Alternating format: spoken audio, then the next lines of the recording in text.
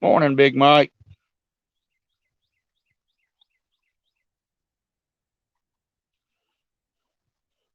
Hey, Dale, how's it going?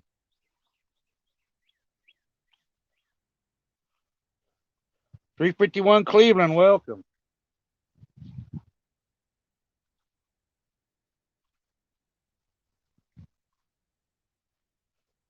Hey, Kelly B.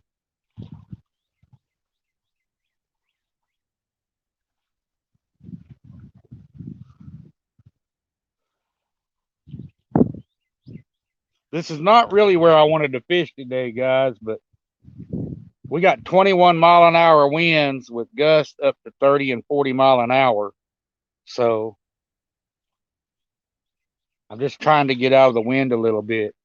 There's an island that comes out into the lake here and blocks some of the wind. So it's a little bit calmer right through here for a couple hundred yards. And the main lake, you can see it coming in. It's white capping out there. It's pretty nasty. Hey, Central Valley, as y'all can tell from the title, uh, we had a major shad kill here when we had that rough weather, and we don't normally get the shad kills downhill here like that. And right after the shad kill, the fish were feeding good, but here lately the bite has been pretty dead.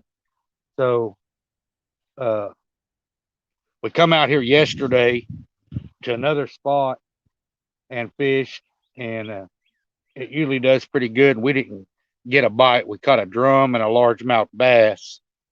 Uh, so I'm trying something a little different. I'm trying to figure this shad kill bite out. Uh, I know Fins and Fowl was out here. He wasn't doing any good either on the boat. And I talked to some guys this morning at the gas station, filling up their boats and stuff. And they were out here yesterday as well, and had a real rough time. But they said on the graph, uh, you could see all the dead shad still laying all over the bottom of the lake. They're still piled up, and so instead of just shad, excuse me, uh, I know the water's warming up, and the flathead are going to start moving. And instead of just fishing with shad, I brought some. I still had a couple live bluegill, so I brought them out. I've got bluegill on 3 rods, and just small bluegill, and I've got shad on one, and we're gonna see if that makes any difference. Hey, James,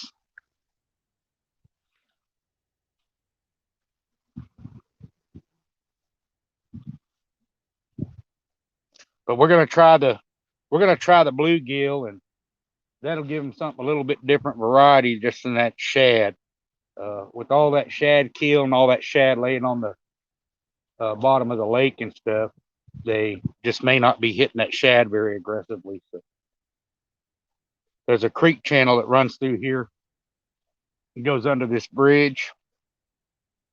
These rocks along this bridge here come out into the water, and the crappie pull up and spawn all the way down this bridge and these rocks on both sides. And before that last little cold front, the crappie were moving up and we're getting up on these rocks. So if the crappie move up and the catfish are feeding on them, the catfish will move up too. I was going to fish the other side. It's a little bit calmer, but there was already somebody there, so I just come over to this side.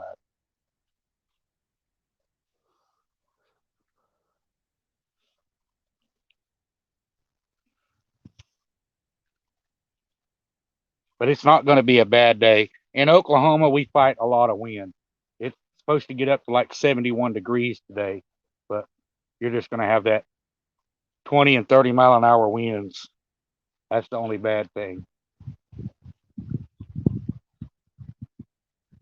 That's one of the biggest challenges here in Oklahoma is trying to film uh, because we just always have tons of wind.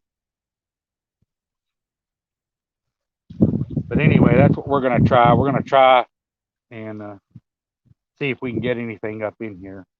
I'm hoping with that lake white capping like it is, it's pushing the shad this away, and this is a little bit calmer water. The fish in these lakes, they're lazy. Uh, it's not like the fish in the river that have to fight the current all the time.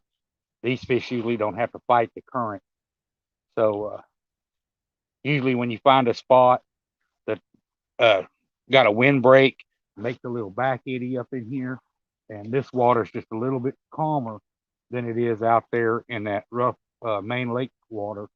And them shad and stuff will come out of that channel and try and look for that calmer water, and but they can still feed. So I'm hoping it brings the catfish up with them. I know there's been a lot of carp and a lot of drum activity over here the last couple of days. So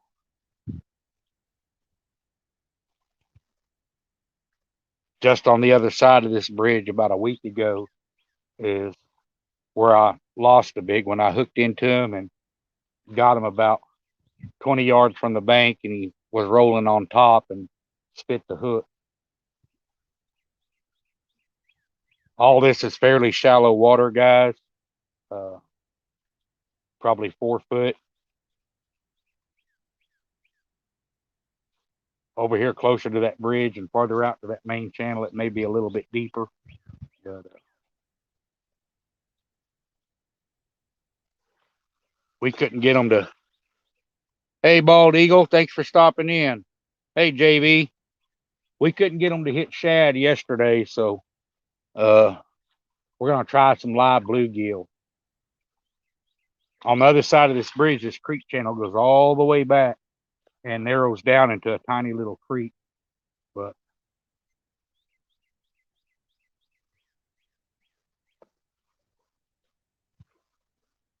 a lot of the times in the summer, these spots here can be really productive.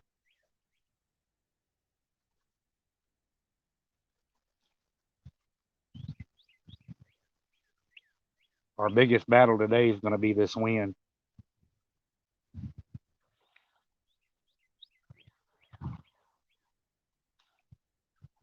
That's one thing we're always fighting in Oklahoma is this wind.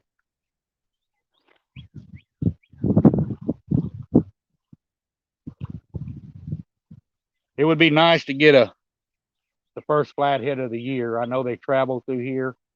Got lots of stump and cover out in the water. You also got the rocks. But those big blues will hit that bluegill also.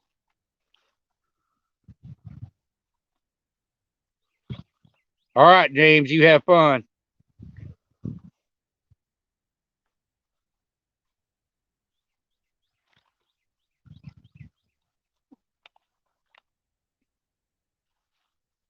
We've had some really tough conditions after that shad kill, guys, but we're sticking it out and trying different things till we get back on them. This is the first time we've had a shad kill like this in forever. So it's kind of a learning experience. We normally don't have that big shad kill. Yeah, JV, it's windy here. 21 mile an hour straight winds with gusts up to 30 and 40 mile an hour. I really wanted to go and fish the spawning flats where the catfish normally pull up in to spawn, where the creeks come in at. And but there's just no way with this wind I wouldn't be able to record. It's hard enough fishing over there with this kind of wind because you got 3 foot whitecaps coming across there.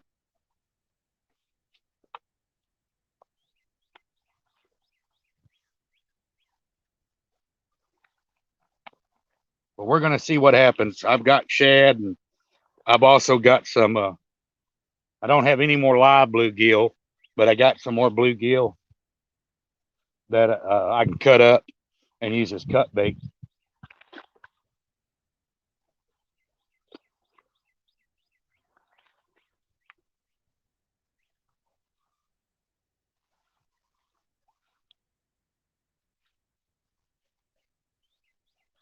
It still beats sitting at the house. The wife was supposed to come fishing with me today, but she got up this morning and heard that wind, and she's like, I'm not going out there and fighting that. And I was like, well, I'm not sitting at the house, so I just came anyway.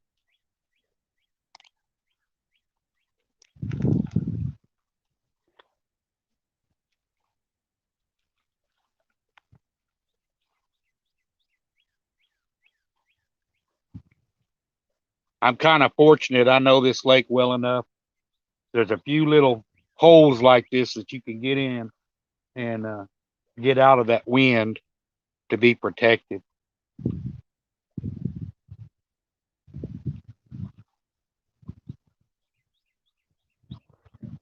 A lot of people won't fish today because they just have no place to get out of this wind. And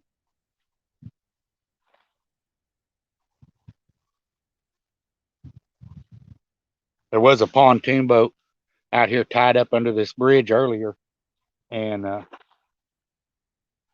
didn't look like they did any good. Yesterday, they weren't even catching the crappie, but I see a little bass buggies up under there now. So hopefully they have better luck today than they did yesterday.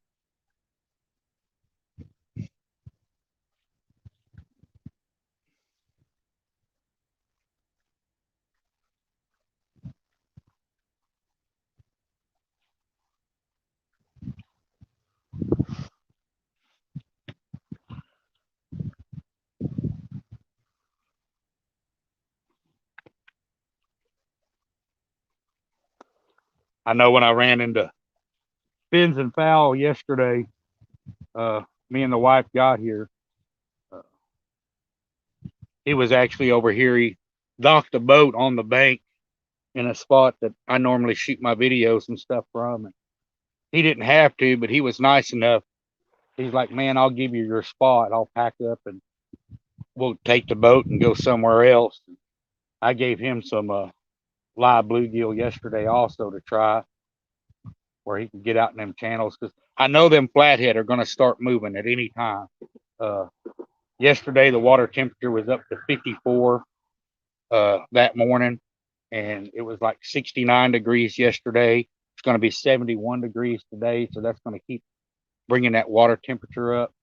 And these back coves, it's got this shallow water and stuff off the main channel and the main lake. They heat up first, and they're lucky enough here that there's lots of stumps and cover and rocks and stuff, just like this bridge. It provides cover all the way down through there, that they can move up in here. So we may get lucky and get on a nice flathead. Normally, I like to fish the other side because it's closer to where the creek channel narrows down, and you'll get them fish coming in and out of that creek, coming out to feed.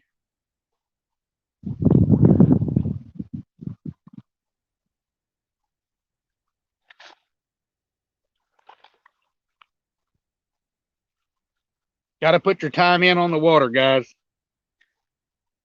Hey, fishing frustrations. It's all about being in the right spot at the right time, especially with these bigger fish. These bigger fish, they may only feed once every 3 or 4 days. So you got to be there, and you got to have bait in the water to catch them. And don't get discouraged just because you go somewhere one day and you're not catching anything. That doesn't mean there's no fish over there. They could have already fed. They could not be active, especially in the lakes. These fish travel a lot. They move in and out.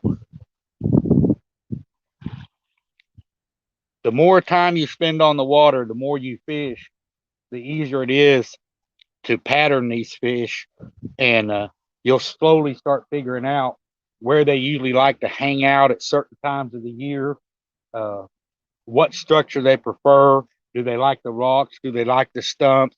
Are they in the creek channels? Are they on the ledges, running adjacent to the creek channels? But you got to put your time in on the water to figure it out. Hey, Larry Oliver, thanks for coming in. How you doing?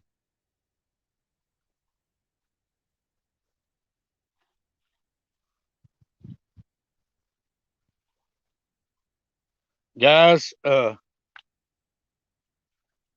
catfish community is really growing, which is great. And we've got people from South Africa and the UK and stuff stopping in. Uh, Guys, a lot of them uh, have a fishing community over there in the UK, just like we do here. So if you see them come in to chat and stuff, hit them up, check them out. Uh, I enjoy watching these guys.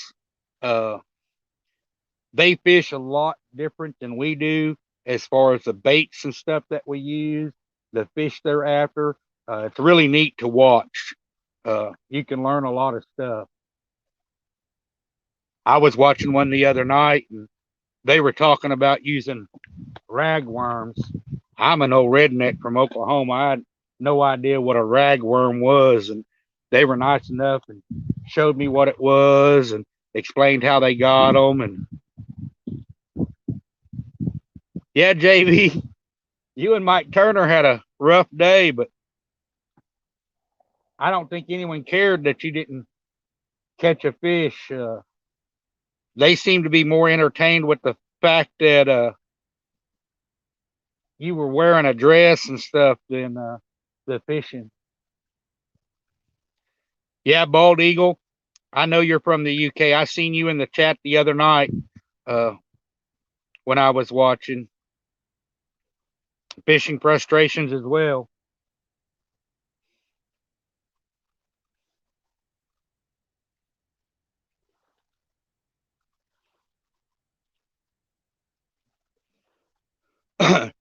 Guys, if you can, check these channels out. These guys in the UK, go give them a look.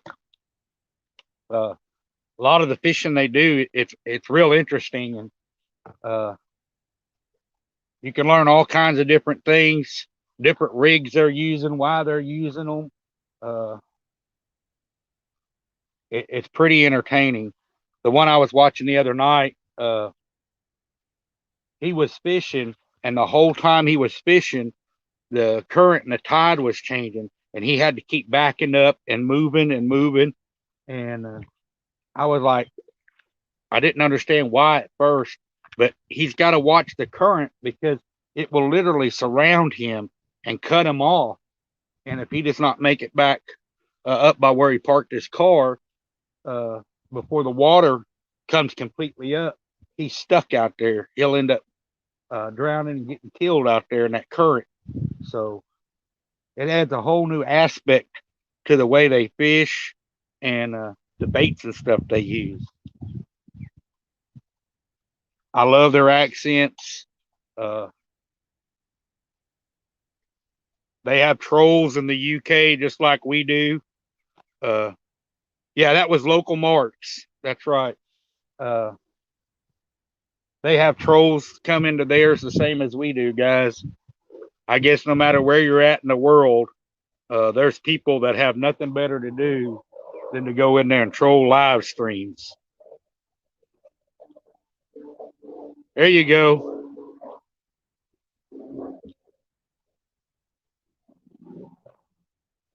Yeah, guys, definitely check out these UK channels. Uh,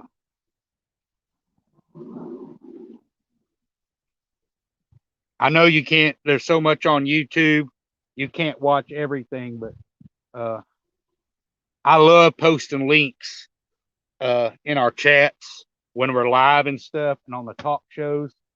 Uh, because for me, it helps me. Because when they post the links in the chat, it's easier for me to find people. And anytime they post links in a chat, I always double check to make sure I'm subscribed to that channel. Because sometimes you think you are, and you'll click on it, and you find out, man, I'm not even subscribed to them yet. And you can pick them up, and it helps a lot.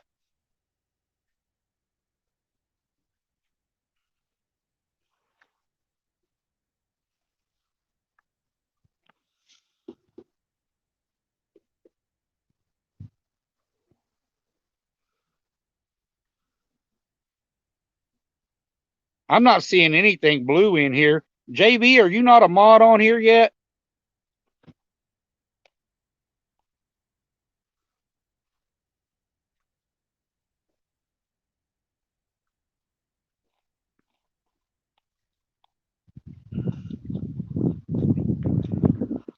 Hey, Fishing Frustrations. Uh, we appreciate y'all coming in. Uh, I love the UK family, and man, if we can get more people to watch y'all, uh, that's even better. Okay, thank you, JB. Morning, Tim, and Fishing Frustrations, and all you guys from the UK. Put the word out. Uh, I know sometimes people don't like sharing links in their live streams, but not only me, but I know a lot of the other guys from the US. Hey, morning, Chuck. If y'all post links in your chats, we will click on them and we will check them out. And it makes it easier for us to pick up y'all guys. It makes it easier for us to check you out and follow you and everything.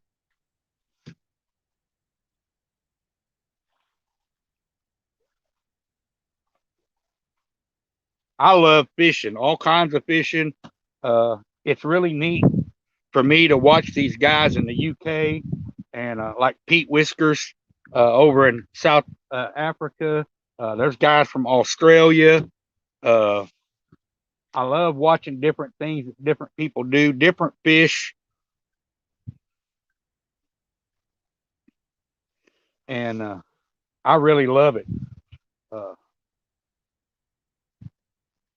Local March, when I was watching him, man, the fish were biting, and they kept taking his ragworms, and I was waiting for him to catch one because for me, it's really exciting because I'm new to watching all these guys from the UK. So these fish that they catch, when they catch them, that's going to be the first time I ever seen those fish. Uh, I'm not near any oceans. I don't fish any salt water. All the fish I know are freshwater, and so it's really awesome to get to watch these guys go out and see different things that they have to deal with because they fish a little bit different than we are. Like local marks happen to move back and back and back just to avoid the current and the tide water.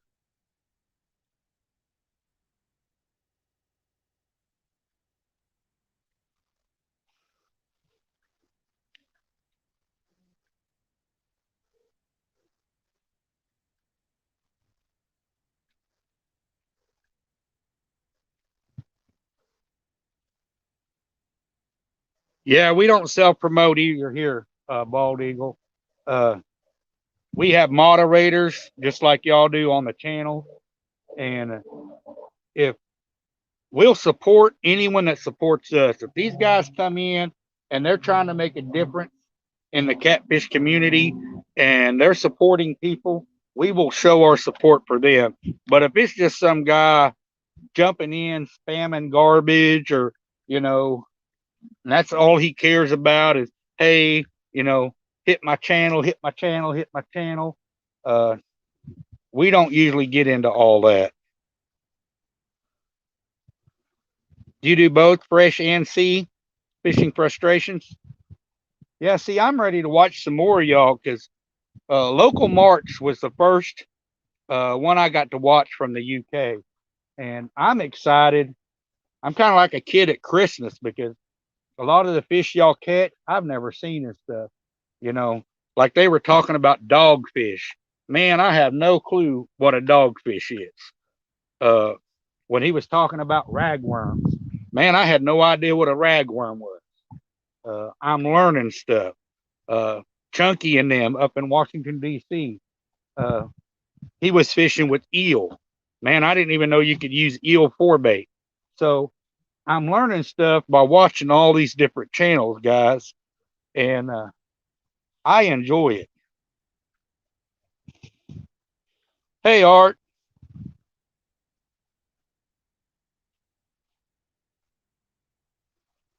and guys, I may never get to go to the UK and fish, but I still love watching it and learning it and watching what these guys are going through and their struggles as well. Because fishing is fishing. Uh, it's not all sunshine and rainbows. And if I ever do get to go to a chance to go to the UK or something to fish, man, I'll already have all this knowledge that I've accumulated.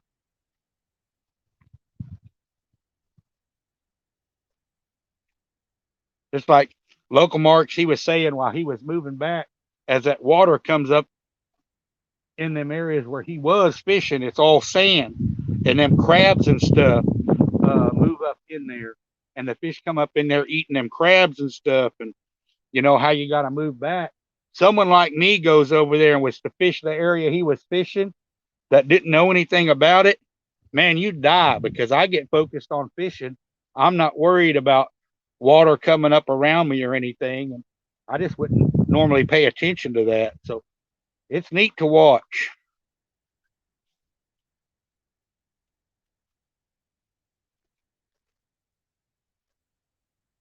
And I know a lot of the UK guys have popped in, and George Ray was one of the first ones I remember. And he popped in on Chunky's Live.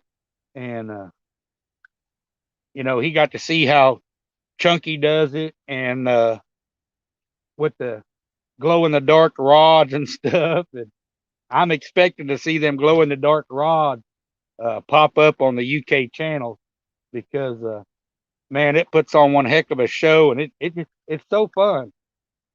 Even if Chunky's not catching fish, he is so fun to watch. Hey, Fox Den, I love Chunky and his laugh. Oh my God, he is just a blast. He gets so excited. It doesn't matter how big the fish is. He's excited to have a bite. He takes off. He may kung fu kick the chair, and he's a blast.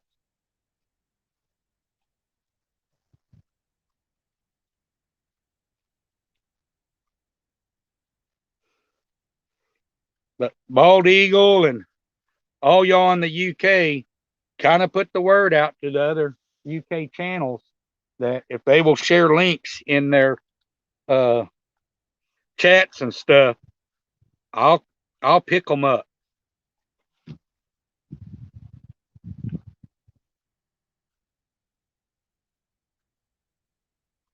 We're fishing addicts over here in the US.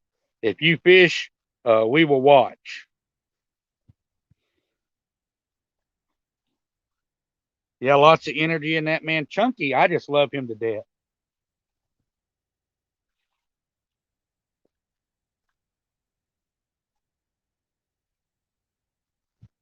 And you will not believe how many people pop up to Chunky's live streams just because they see all them likes and stuff, and it piques their curiosity, and they have to walk over and see what's going on. They have to figure out what that is. Hey, Rosie. Yeah, exactly, Chuck. When Chunky and Has were teamed up together in that tournament, man, if you did not have fun watching them, you need to go to the hospital. Something's wrong with you. That was just a blast. And they wasn't even hammering the fish. They were out there, two guys fishing, laughing, joking, having a good time. It was such a blast. I love seeing people get together like that and have fun like that. Fishing isn't always about catching fish, it's about spending time together, making memories, and enjoying the time you have. Hey, Great Outdoors. That's like, I want to go uh, up there and hook up on Kerr with Art and the One Ton Fishing Club. I could go up there. I would like to be able to go up there for about a week. This is what I got my wife trying to get scheduled and planned out. And I, if I go up there and I don't catch a fish, I will still be happy, and it will be a successful trip. because I'm going up there to meet Art and Uncle Josh and all them, spend time with them, cook out, sit there, laugh, talk, have fun, meet new people, and experience new things. Even if the fish don't bite, I will have a blast.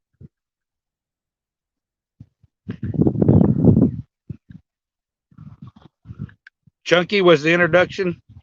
Yeah, Central Valley. He's a blast.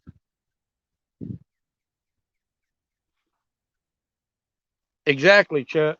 And not just with your fishing friends and guys that you know, it's a great way for families to spend time and bond. My kids are all grown now, but I had them out here ever since they were babies. I would bring them out when they were still in car seats and got them into the outdoors, hunting and fishing and stuff like that. Yeah, Harry. I don't think Palmetto or anybody was ready for him to eat that worm, and it showed. I was watching Palmetto and Chunky at the same time, and the look on Palmetto's face when Chunky ate that worm, and Palmetto was like, "Oh!" It was hilarious. And then when he picked out the worm, he was going to have Has eat if they got so much more super chat and stuff. And Has got all nervous because he said Chunky pulled out a great big old worm. And yeah, JB, that's what it's about. It's about having fun. Guys, when you get into these YouTube channels, and if you start doing YouTube and stuff, don't put so much pressure on yourself about having to catch fish and stuff that you forget to have a good time. Uh, you still want to have fun and enjoy it, because if you don't, it's going to become like a job and you're just not going to enjoy it as much. Don't let anything steal your love for the outdoors. Don't take the fun out of it.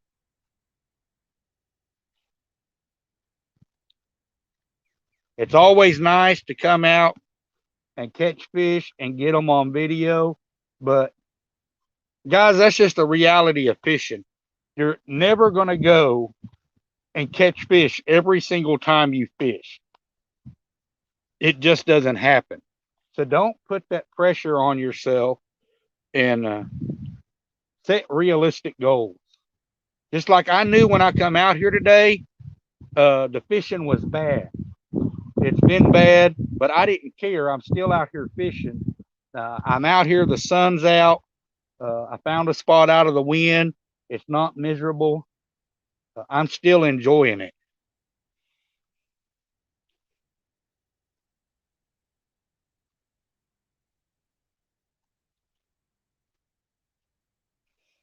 Yeah, it's 11 o'clock where I'm at, Central Valley.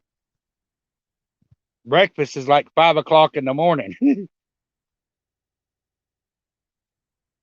Hey, Psycho Billy Paul.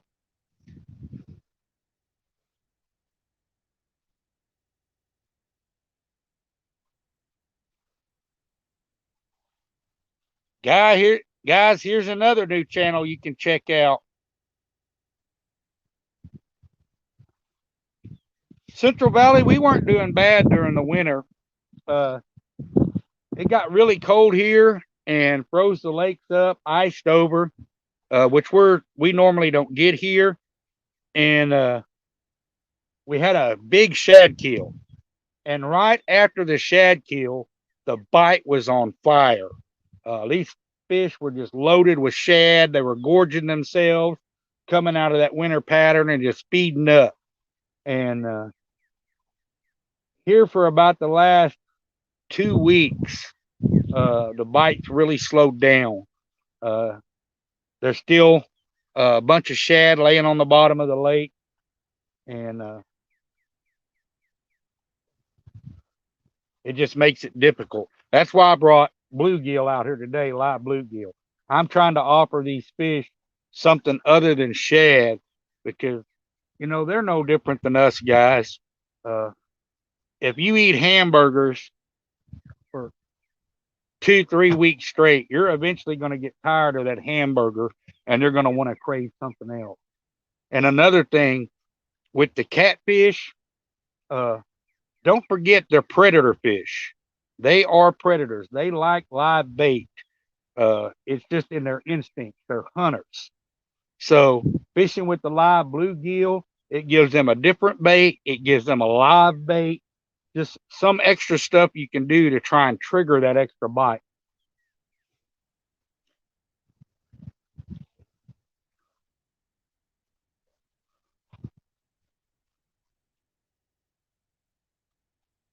Anything you can do, guys, to give yourself an advantage, I would do it.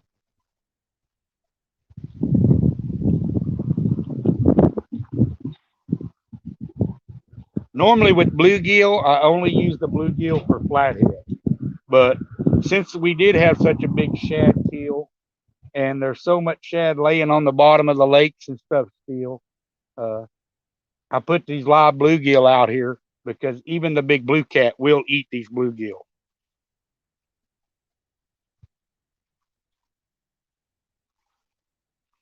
Arctic Crab Gaming.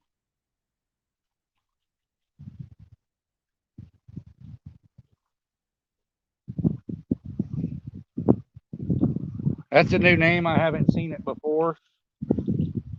You left me at home, Dad.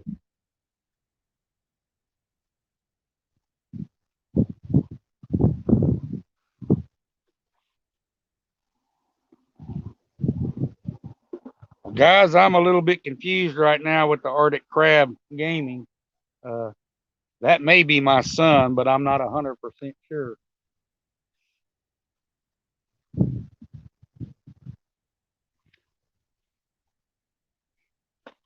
Do you know why you got left at home? Look what time it is. If you're just now getting up, son, you're several hours behind schedule.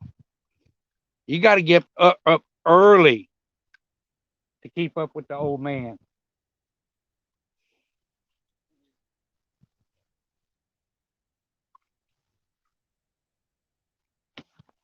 Well, guys, Arctic Crab Gaming. Uh, that's my little mini me. That's my son.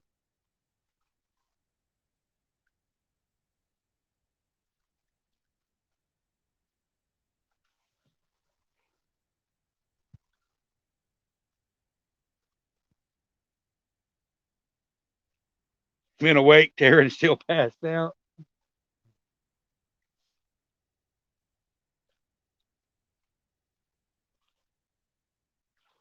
You got to do like me. Uh, Mom was still passed out this morning when I got up, and I woke her up. I was like, "Are you going fishing or not? Because I'm not waiting." So she got left at home too. Hey, Rocco, if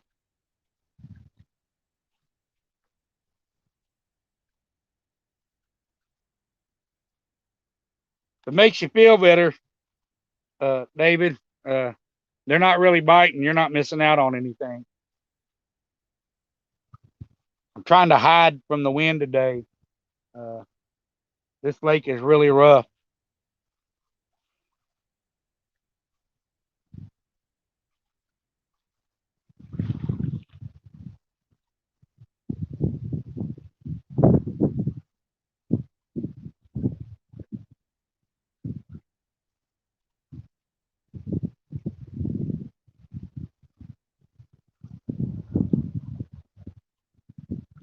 I knew the bite was going to be slow today, guys, but we're looking for that big fish. Sometimes all it takes is that one.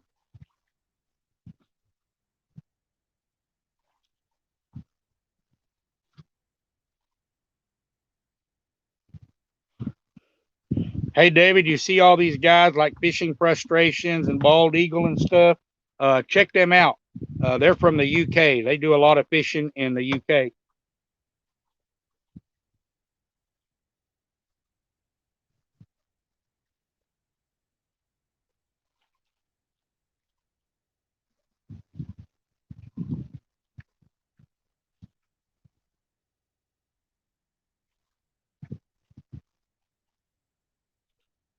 You never know. Check them out, and I'm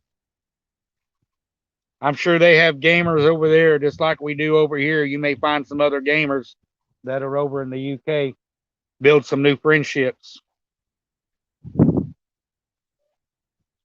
Here comes another boat in. These boats are trying to figure out a way to get off that main lake and get out of that wind.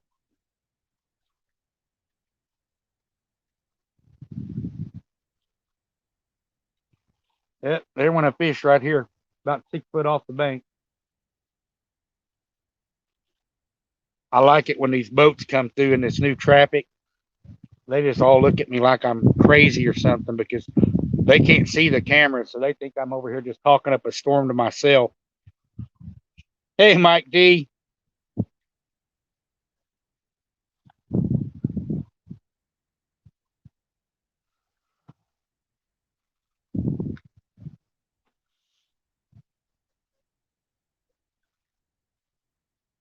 Mike JB said something about going back out today and trying to make up for not catching fish yesterday. You going to go out with them again?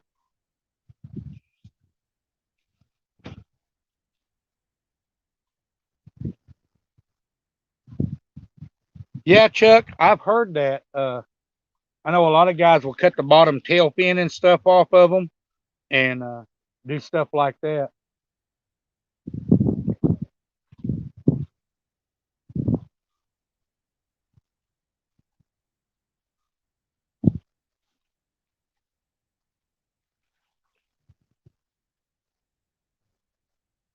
He's probably going to come through here and go under that bridge and try and get even on the other side where it's even calmer.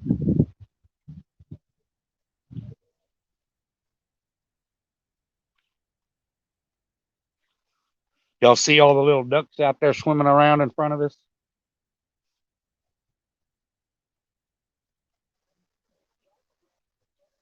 Starting to see some activity up here close to the bank in the shallow water. I think it's crappie that are hitting the top of the water.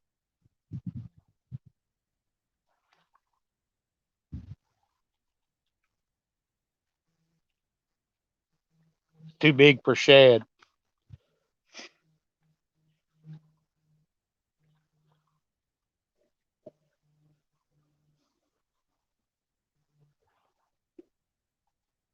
Well, we got really bad conditions here today, Mike, but I'm still out. It's still better than sitting at home.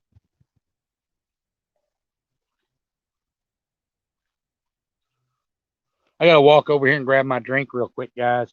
Watch them rods. If they go down, one of y'all grab them.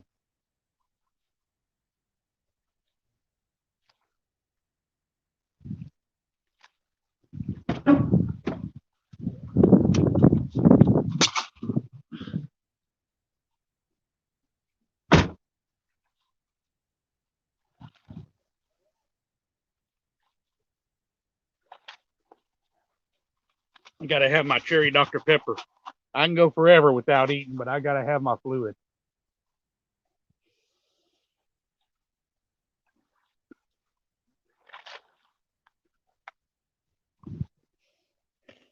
We got live bluegill on 3 rods. We've only got shad on 1. The bite's been slow. I put them live bluegill out. So I was expecting a slower bite, but if we get one on one of them bluegill, it ought to be a good one.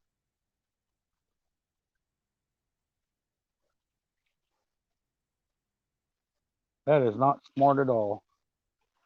That guy just pulled up under that bridge and threw his rope over one of the lights that hang off the bridge to try and hold his boat.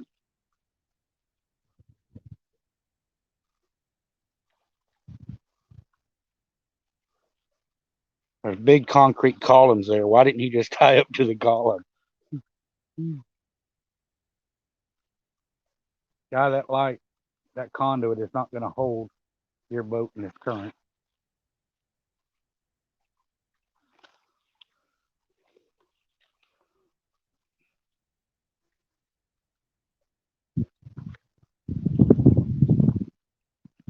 Yeah, you could probably catch some crappie up in here, David.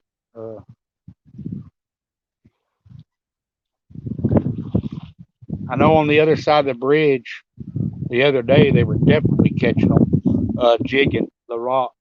They're starting to pull up in here before that last cold front come through. They're pulling up, starting to hit, get ready for the spawn, and a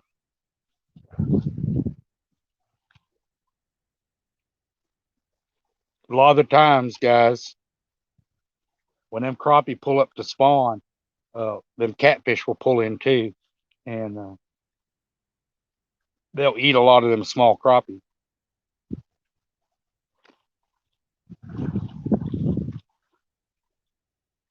In Oklahoma, it is legal to use crappie for bait, but I just don't.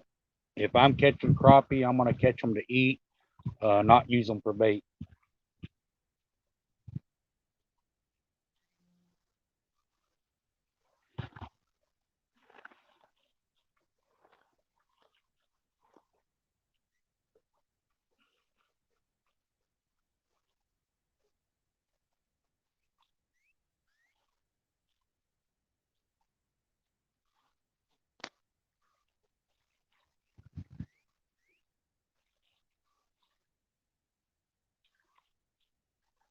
Yesterday was the longest stream you've done, Mike, 7 hours. Uh, I come out here and I'm going to do longer ones because I'll fish all day uh, in the summer months and fish into the night and probably the next day. And I like my catfish, and I spend a lot of time out here fishing for them. Also, guys, uh, I got something in the works. Uh, there's not a whole lot of information out there for bank fishermen. So Wednesday nights after Patriot James show, I'm gonna start a show uh, and go over with lots of other different bank fishermen and stuff to where we get that bank fishing information out there. Country, what size hooks for catfish? Fishing frustration, the smallest hook I use is an 8/0, but most of the time, especially with live bait, I like a 10/0. And I don't use braid. There's a lot of rocks and stumps here. Braid does not do good in the rocks. I use mono. I've got 40-pound Berkeley big game main line. I've got a 200 pound swivel rated for 200 pounds. And then I've got a 60-pound mono leader of Berkeley big game at the end. Carolina rigged. I know a lot of guys will use 80-pound line for their leaders, but I don't use 80. 60 is big enough. I've never had a fish lost. So I'm not gonna use a bigger line unless I have to. But Wednesday nights after Patriot James, guys, I'm gonna start doing a talk show, and I'm gonna have a lot of guests on that bank fish. That way we can cover uh, the bank fishing information for everyone. Uh, I would even like to reach out to some of the guys in the UK and get them to come on and do the talk show. I know it's a big difference in the hour change and the time change, but I would love to have them come on so they can get that knowledge out and share what they use and different setups, what they're fishing for and stuff, because I find it interesting, and I know a bunch of other guys in our catfishing community would find it interesting and watch a lot of this UK fishing.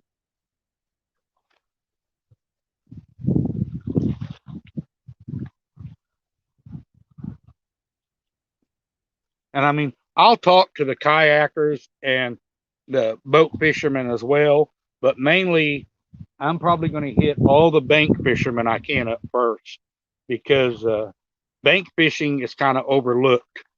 More people fish out of the boat or the kayak than they do bank fishing. And most people, when they first start fishing for catfish and stuff, they're going to start fishing from the bank. And I want to have that knowledge out there to where people have something to go see what kind of tackle they need, what kind of gear, and just help them out, get them on the water, and get them started catching fish.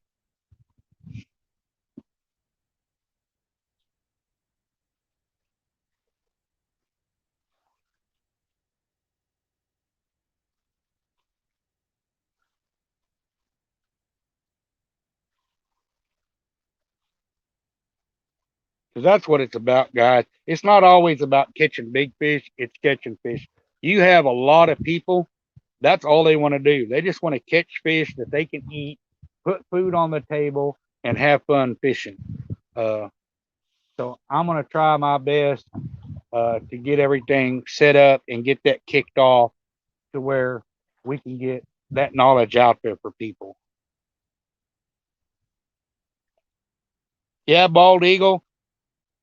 I thought it was a good idea, and like I say, I would love to have some of you guys from the UK come on and spend a little time with us to where you can share y'all's gear, your tackle, uh, your techniques, why you fish a certain way in certain areas.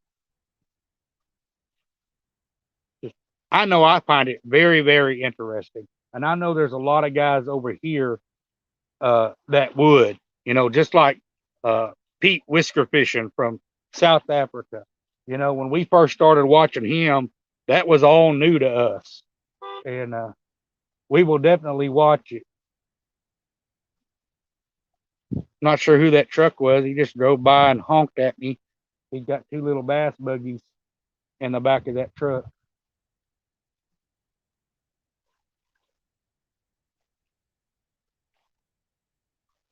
There is no way on this earth I would be out there in a bass buggy today. 21-mile-an-hour straight wind with 30 and 40-mile-an-hour gusts. I am not taking a bass buggy on the lake.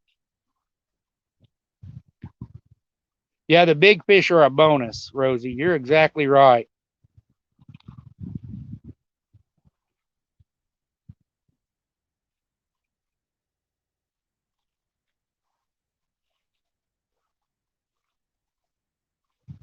Hey, Sharp. Hey, Papa T. Thanks for stopping in. But yeah, I want to get as much knowledge out there as I can for the bank fishermen. And we do have a lot of bank fishermen in the community. It's just you got to take the effort and reach out to them. You know, and there's different ones. Like me, I'm fishing lakes. A lot of guys don't fish the lakes; they fish the rivers, and they may use different stuff than I do. So it's a great learning experience for everybody.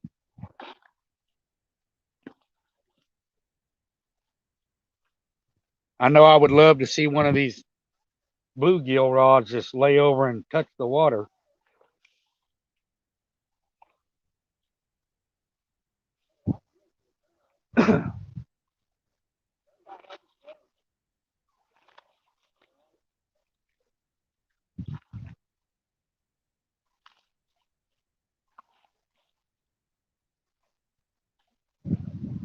But I'm sure there's some night owls in the UK that would be able to come on and do the talk show with us.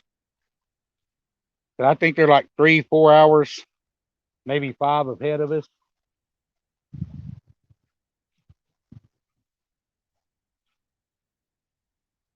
So if it's 8 o'clock here when it starts, it might be uh, 1 o'clock in the morning over there.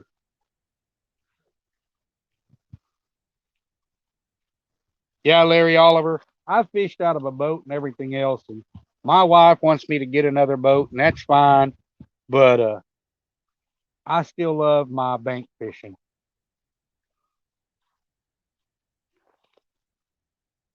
Good fishing frustration. That'll work out good for me. There's that pontoon boat coming back out from under the bridge.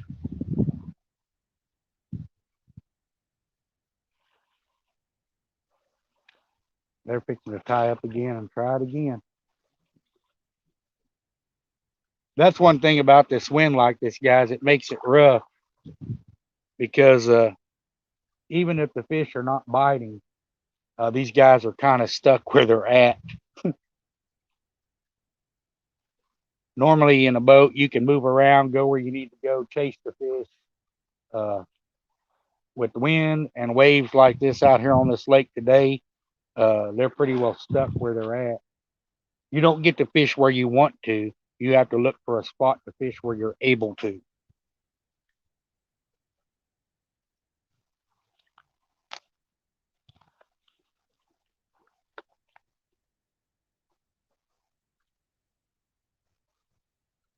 I'm gonna have to start looking around for a better setup for like an external mic or something with the sock on it for wind, because just like now, I keep the camera up inside the vehicle and I'm using the vehicle as a wind block to keep the wind off the camera. But there's going to be very few days in Oklahoma that you can fish and record that does not have wind. I don't want to put a video out or do a live stream and all you can hear is the wind. I wouldn't watch it. I know y'all wouldn't want to watch it.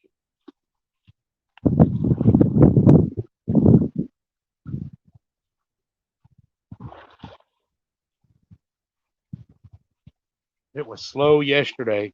We sat out here yesterday. I bet it was 4 o'clock in the afternoon before the first fish actually bit. I had some little ones that would peck at it, but they couldn't get the bait. And I ended up catching a drum, and my wife ended up catching about a 5, 6 pound largemouth bass. She had a blast with it though. She caught it on real ultralight gear, and that bass took off, went one way, come back the other way. She had a blast. She's like, I didn't know they fought like that. I said, yeah, that's why everybody fishes for them.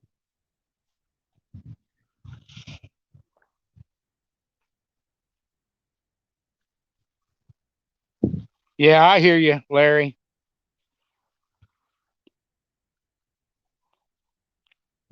Yeah, I don't have anything against the guys in the boats either.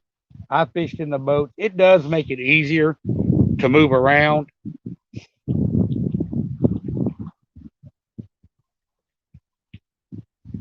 The key is knowing why the fish want to eat.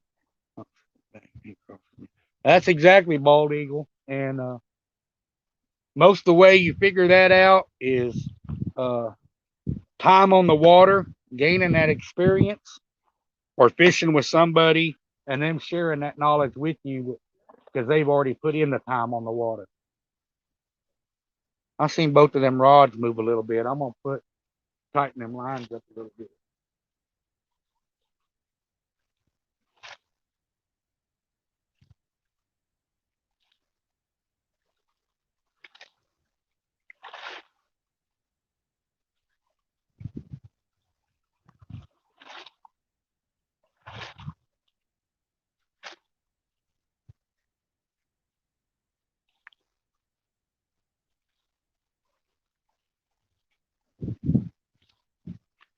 I'm not getting excited. I think it was the wind and the waves have gotten bigger, and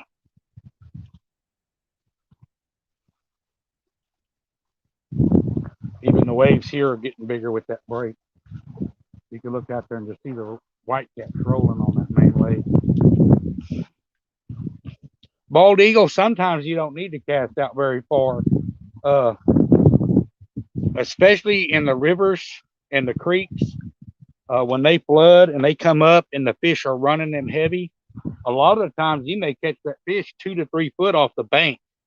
Uh, a lot of the times at night here, even in the lake, when them fish come up shallow to feed, they may be cruising right along the bank. The main thing I do is watch the bait. If you see where the bait's at, if they're up close, the fish are going to be up close.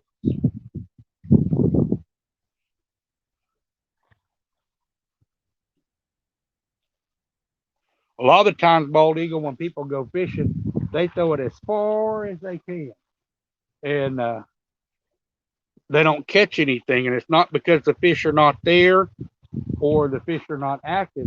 It's just the fish are feeding closer to the bank, and they throw 100 yards out there.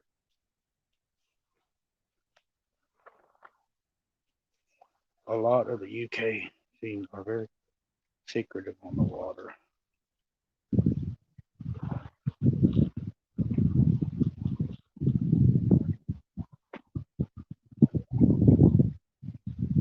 Yeah, bald eagle. There's a lot of guys like that over here in the U.S. They won't tell people where they're fishing, or they'll give them a general idea, but they don't key in because people come in and take their spots. Uh, I'm not like that. I know this lake very well. There's lots of different places I can fish that I know hold fish. I tell people exactly where I'm at, what I'm doing. Uh, I'll help them out. Vincent Fowl was out here in his boat yesterday. Gave him some fresh bluegill, some live bluegill to go out and try. I will help anybody to catch them on fish.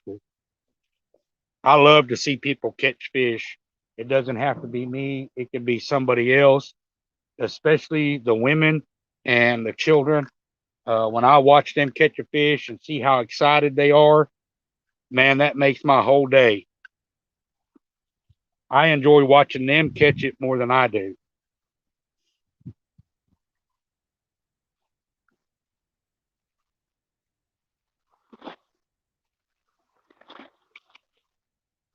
Y'all call that a pub chuck? Yeah, bald eagle. A lot of times here it don't spook the fish. Uh, they'll cast so far over the fish that the fish ain't even aware of what's going on. They'll be up close and they throw out there. Uh, Always pay attention to what's going on. Uh, if you throw your baits out and you're not getting bites, but you can tell that something's bumping it, you can actually see the fish swimming into your line, then you know the fish are closer to the bank.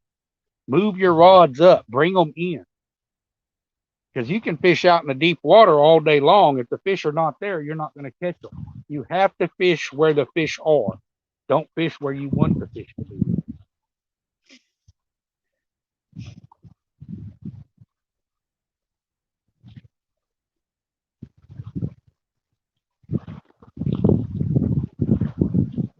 Yeah, bald eagle. I'll help anybody. I try and help anybody.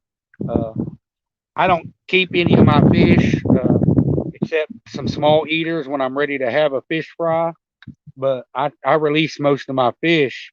And if someone's out here fishing and they're not catching fish, or they're trying to get enough fish to eat, and I catch a smaller fish, I will give them that fish. I'll help them out, share bait with them, anything I can do to help them out and get them on fish.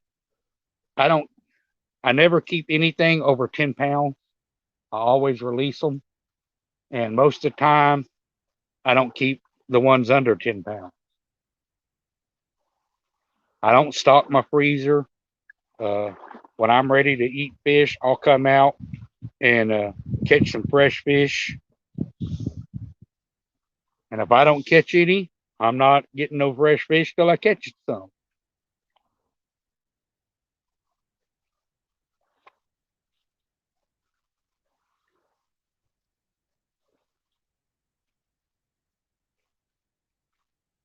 Yeah, bald eagle on the lakes here, the wind controls everything. Uh, you always want to fish into the wind because that wind pushes all the phytoplankton and stuff, and it also pushes the shad, and the shad come up to feed on that phytoplankton and stuff. Well, that's your bait fish. So wherever the bait fish and stuff is, that's where your fish are going to be.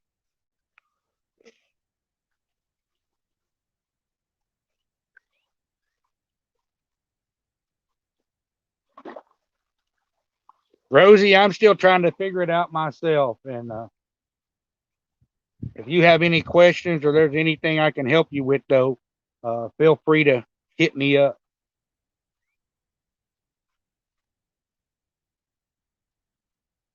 I don't know a lot about the YouTube scene yet, but I try and help everybody. Uh, Same thing with fishing. If anybody has any questions, uh, feel free to ask. I help everybody. I have no secret spots. I show everybody where I'm fishing, right where I'm fishing, why I'm fishing there.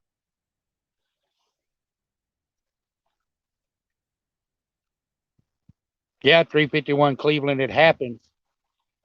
Especially with me. Uh, I've got these Abu Garcia 7000s, and I can really send them out there. And I'm using a 4-ounce no roll on them. Well, I have to pay attention because a lot of the times I'll throw them out, and I've actually cast it over the fish, and the fish are swimming into my line. Uh, that's that's an important key, guys. When you go out and you're fishing a spot like me, I've got 4 rods. So with these 4 rods, space them out across the water in different areas, and also try varying distances, varying depth, because it's going to be deeper farther out sometimes than it is up shallow, and you kind of experiment. Same thing with bait, guys. Don't get dead set on one bait. I love fresh shad, and I love fishing with shad. But after this shad kill, they just have not been doing it on shad. So now would be the time to try your baits like crawdad, uh, night crawlers, carp, bluegill, different baits like that. Because if you know the shad's not working, uh, you can fish with it all day long, every day, and you're not going to make that fish bite that hook. Don't be afraid to try different areas, different baits, and different techniques. Uh, I've never really used the Santee Cooper rig before. And all right, Central Valley, have a good one. I've never used the Santee Cooper rig before, but I ordered me some peg floats. I'm gonna order some more from Uncle Lou's, and I'm gonna try them out just to have different techniques out there and try different things and see if they work. I want to get some of the uh, Demon Dragon style floats. And these lakes, there's no current, but that Demon style float, I put it out there and I put a live bluegill on it. As that bluegill is moving and swimming around, I think he'll get that rattle to go off. I don't know that. I haven't proven it yet, but I'm going to try it. It's sure not going to hurt anything to try it.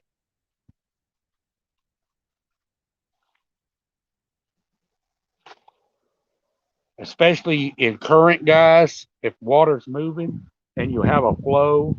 A lot of guys that fish the river, or if you fish creeks, there's a lot of trash and debris that comes down them. That Santee Cooper rig is very useful because it picks your bait up off the bottom and it's not getting covered up and buried in leaves and grass and stuff. It makes it more accessible to where the fish can get to it.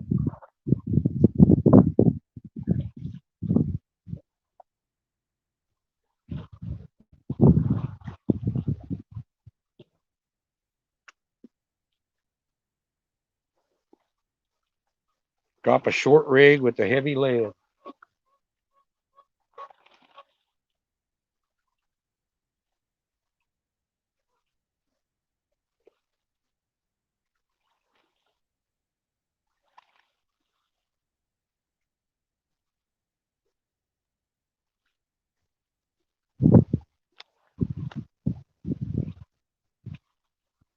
Uh, Guys, for you that are in here, you need to check out that local Mark's channel as well. Uh, he does something kind of unique. Uh, when people do the super chats and stuff, he usually He's got that acoustic guitar that he carries with him, and when people do a super chat, he plays you a song.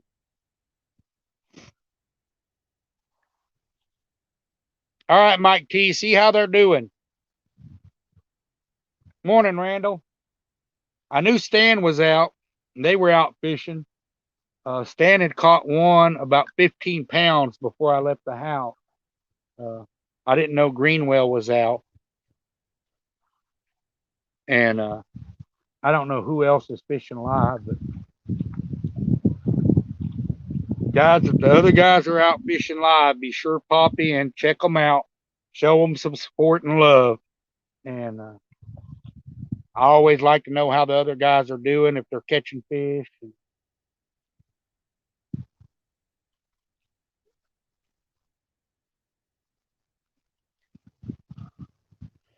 We use a setup called drop shotting in the UK.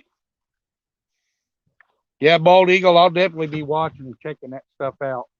Because like I say, I'm learning everything over there. I'll watch y'all guys with different baits.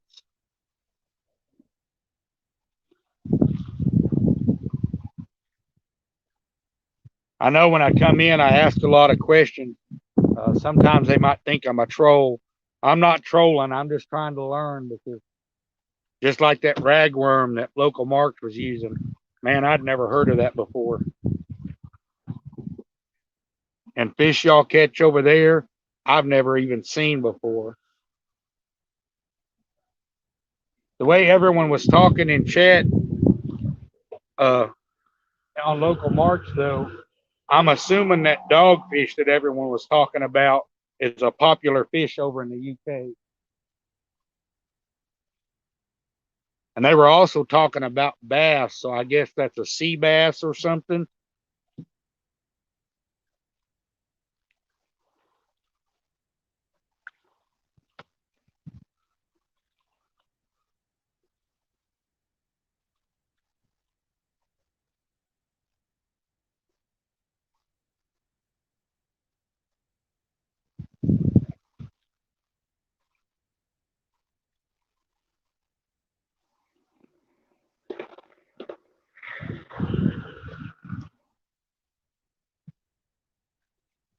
You've seen some weird fish on the USA channel. Yeah, that's probably going to be me, fishing frustration. When I see some of y'all's fish, I'll be like, what is that? Uh, Especially the saltwater fishing over here. Man, there are so many different species of saltwater fish.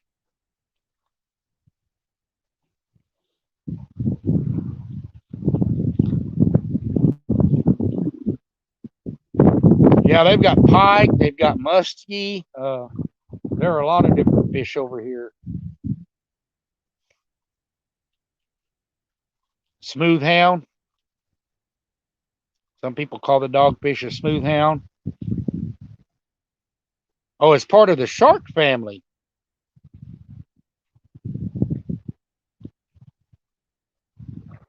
See, guys, I'm already learning.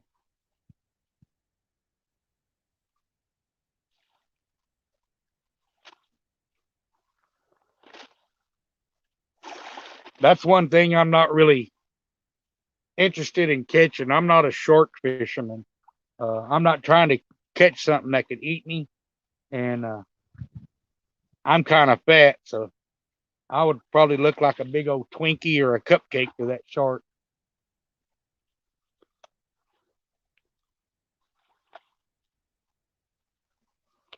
This wind's making it hard to keep these lines tight.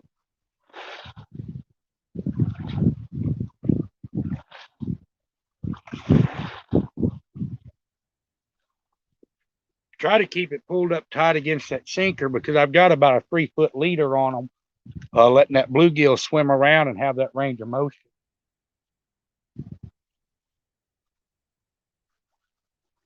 And these are not great big bluegills, so even a 10, 15-pound fish should have no trouble swallowing this bluegill whole.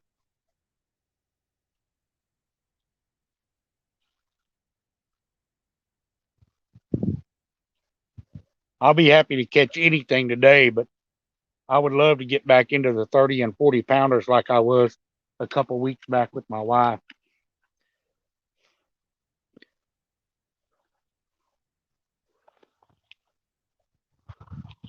There's enough sharks on land.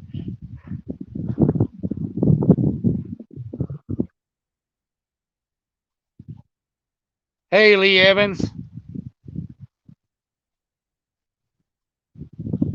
Yeah, this fat boy is definitely not getting out in the ocean.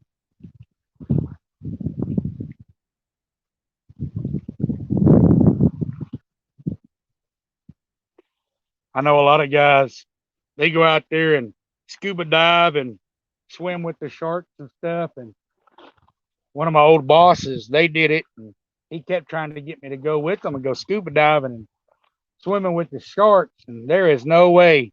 I'm the only fat guy in the whole group. They're all skinny. If them sharks did decide to attack someone, it would be me. I would look like a Twinkie at a Weight Watchers convention. I would not survive.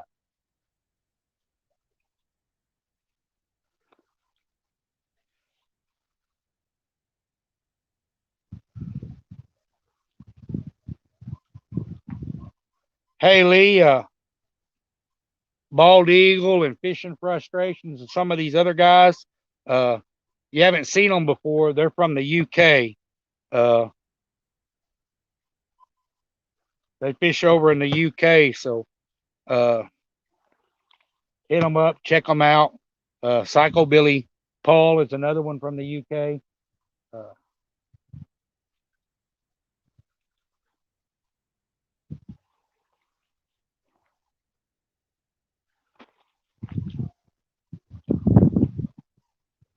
Lee, that's okay.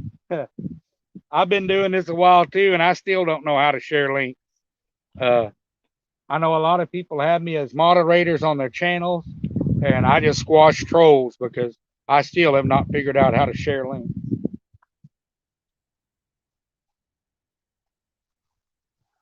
I know a lot of people do it on their phone and stuff like that, but usually when I'm watching the live shows and stuff at home, I'm on the laptop. Uh, Sometimes I have them on the TV, but it won't let me comment or see the chat on TV.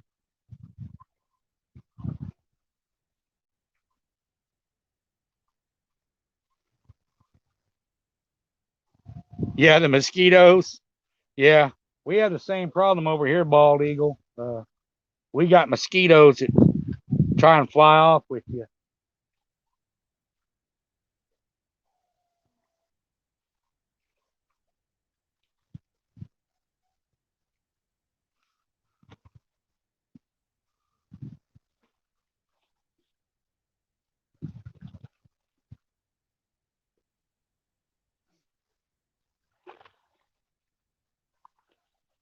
It has definitely been slow today, guys. We've been out here over an hour, and we have not even had a dink out there pecking on it, not even a small kennel cat.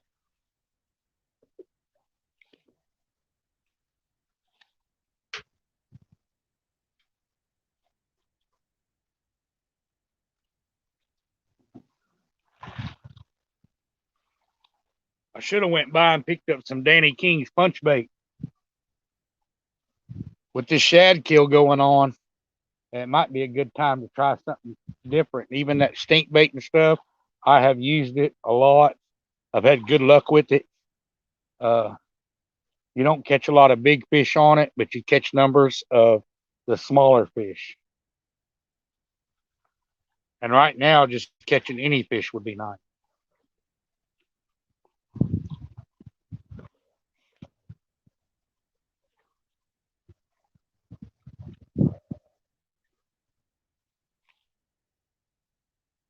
Yeah, Lee, that's the way I am. Uh, I got a 65-inch big screen that I watch on because I got older. I'm like the three blind mice. I can't see crap. I can't hear crap. And now that my back got all injured, my knees and stuff, my body's falling apart, so I can't do crap either.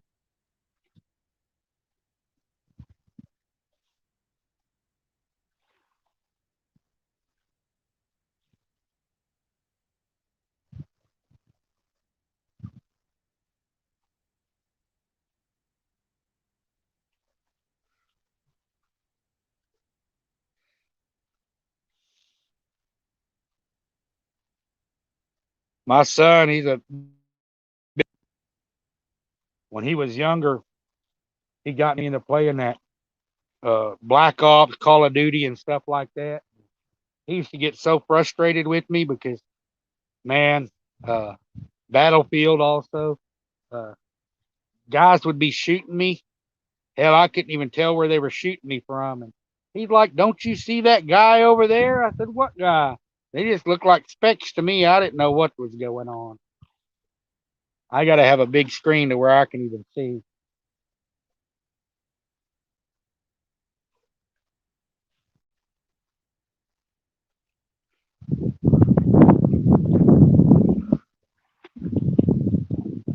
Yeah, Lee, I don't try and do anything on my phone. They're so small, I can't see on them, and I've got great big hands.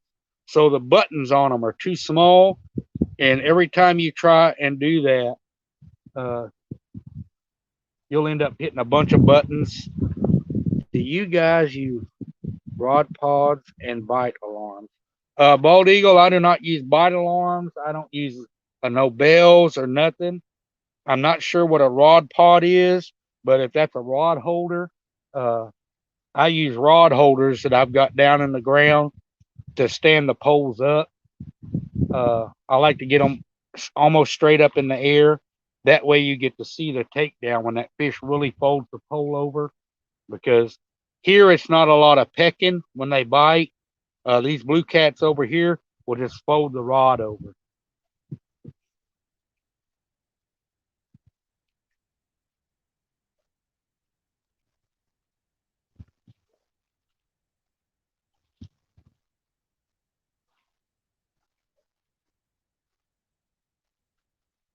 10,000 each. That's a lot of text messages a week.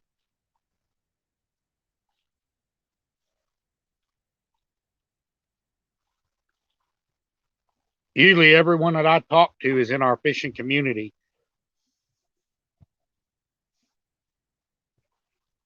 And when I'm not out here fishing, I'm at home watching fishing.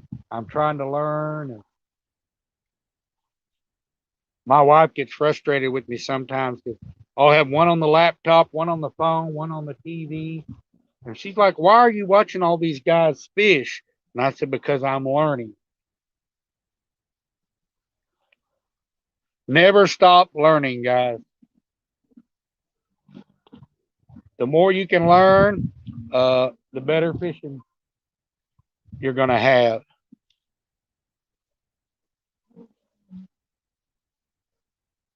Bite indicates by tipping rod over. No, bald eagle, I don't use anything like that. I've got mine in fixed pole holders in the ground. They're standing up. I use the circle hooks, and the circle hooks, when that fish hits it, he loads that rod up. He's there. You got him. You don't have to set the hook. You reel down on him, and the fight is on.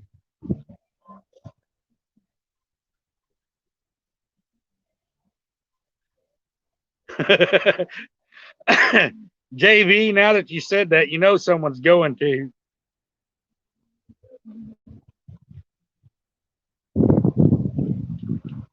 That's exactly right, Bald Eagle. You always got to be willing to learn and try different things.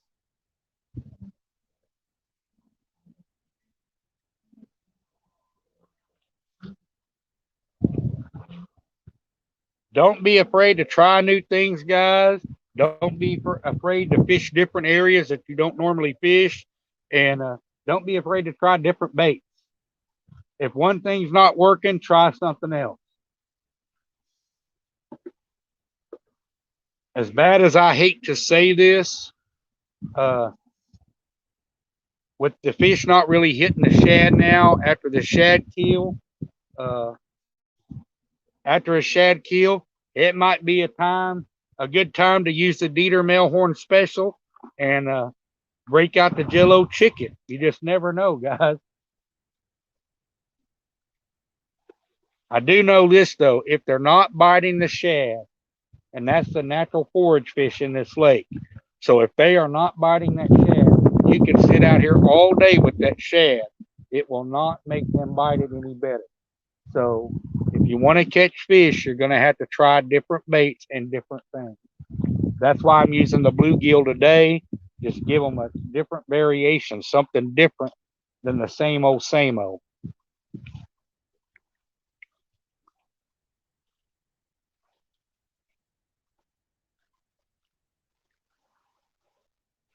Guess I'm fixing to find out how deep that water is because them ducks swam right into two of my lines.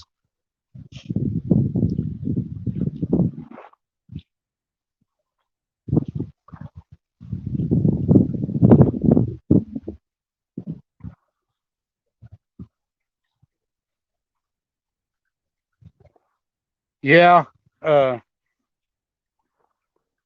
Randall, I've always used the round bait casters. Uh, I'm a big fan of the Abu Garcias because that's what I started using. Uh, I've had real good luck with them. They last forever, but there are other reels out there like the Cast King and PC Fun's coming out with them. Uh, I just don't know how good the quality on them reels are going to be. There went another fish right out there. That looked like it was a little crappie.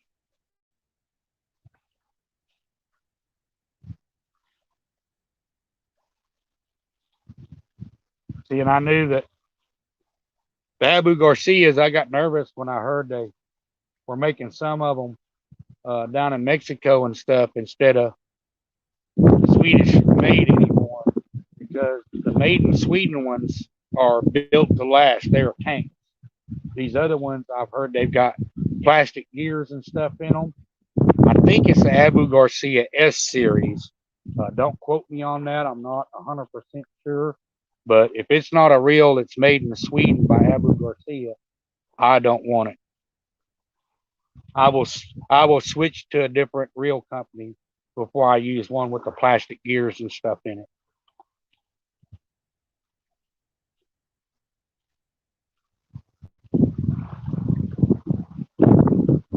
Man, this wind. Guys, if you see how big these waves are coming in, and I'm in a cove, I've got an island that comes all the way out, and this is protected. It was calm when we first started, but that wind has picked up enough that it's starting to bring these breaker waves in.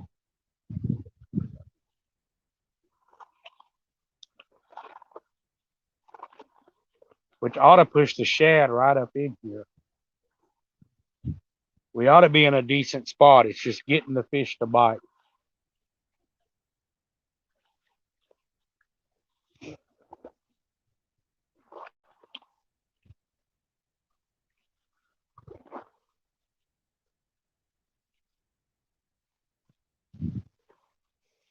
Used to have an Abu Garcia 6500 back in the 80s. Yeah, fishing frustration. I've got two of the Abu Garcia 6500 wide spools, and I've got two of the 7000 IC3s. I really fell in love with that 7000 IC3, but Abu Garcia is not making the IC3 anymore. So I'm going to have to look at just the regular Abu Garcia 7000 C3s and stuff. And line capacity and drag is what I look for on the reels, fishing from the bank. I really love the line capacity, and the drag is important. And I like the power handles on them. So I want to get some new rods and reels and stuff. If I cannot find something that I like in Abu Garcia, I will check out the pins and different reels like that. Pin reels have been around for a long time. I know their quality. They've been in the saltwater industry for years. Daiwa, give me 5,000. Court, kept on. Daiwa, Maxwell, and folks set up Daiwa rod. John Wilson, signature Pope rod. Yeah, I've never really used the Daiwas that much. Bald Eagle. Uh, I'm not saying they're a bad rod or a bad reel. I'm just not familiar with them. And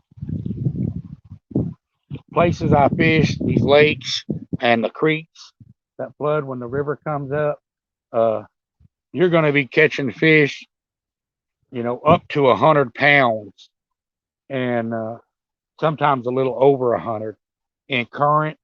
So you've got to have a rod and a reel that I know is going to handle that pressure and that weight, and have enough line capacity that when that fish runs, he doesn't spool your reel.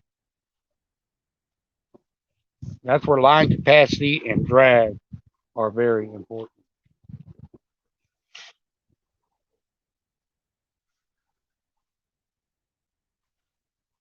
Daiwa stuff is heavily marketed in the UK.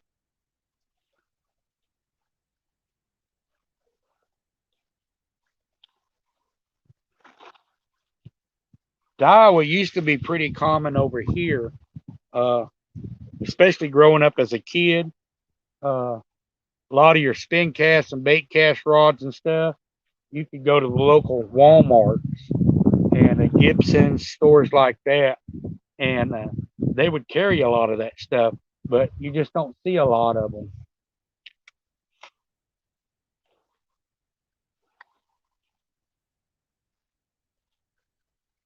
That's like Berkeley. Berkeley has been in the fishing industry for years. You used to see a lot of Berkeley rods and stuff, but in my neck of the woods, you don't even see them hardly anymore.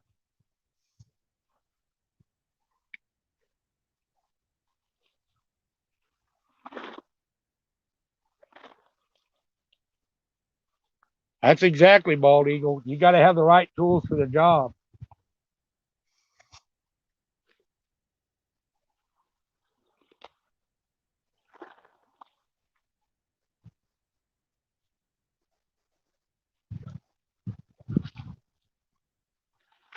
And I like to be rigged up. That's like me, my barrel swivels that I use. They're rated for over 200 pounds. Now, here in the U.S., you're not going to catch a catfish over 200 pounds on a rod and reel. Uh, the chances are slim and none. But I like having it because I know it's not going to fail. I'd rather have my equipment uh, be a little on the heavy side than to be too light and have equipment failure.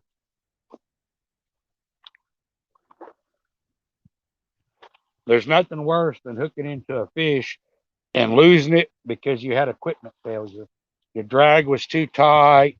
Uh, you had a bad spot in your line. It broke. Your line was too weak. Your drag was stuck. A lot of these reels and stuff, guys, when you come fishing, always check the drag on them before you cast out there. Because some of the reels are bad about the drag sticking. And when that big fish hit and goes to take off, if that drag's not working, it will snap your line.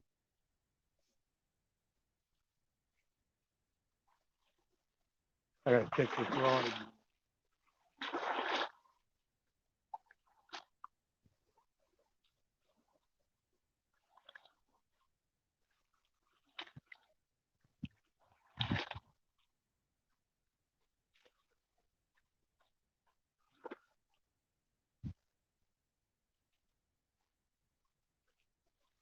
Yeah, the cat will use the weight of the silt and the snags. Yeah. Uh, and if there's anything that he can get you tangled up on, he will. He will try. Especially your bigger catfish. They did not get that old by being stupid. This is not their first rodeo. It's not the first time they've ever been hooked. They know what to do. And if they can get you wrapped up around a stump or a rock underwater and get it to where that drag is not functioning on that rod, uh, they can pull that hook out of their mouth, and they will literally sit there and fight till they rip a hole in their jaw or something to get off of that line.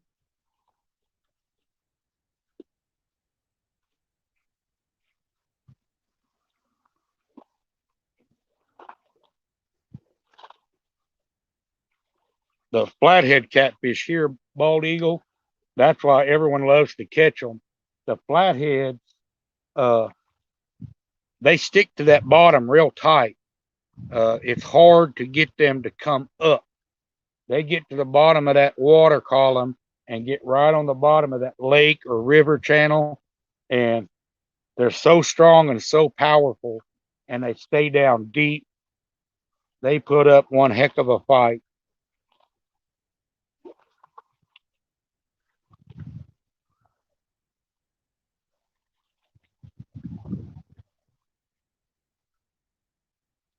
Yeah, exactly, Bald Eagle. He knows the lake better than anybody. That fish has lived here his whole life. Bought a couple China made sinker slides, lost the sinker, first snag, tore wire open. Oh, that sucks, Randall. Uh, I don't ever use the sinker slides. I know a lot of guys do, and I've never really used them because mainly if I'm fishing out here, I'm going to be Carolina rig or Santee Cooper rig. Uh, so I don't really use the sinker slide. I use the no roll sinkers instead, and I've had no problems like that.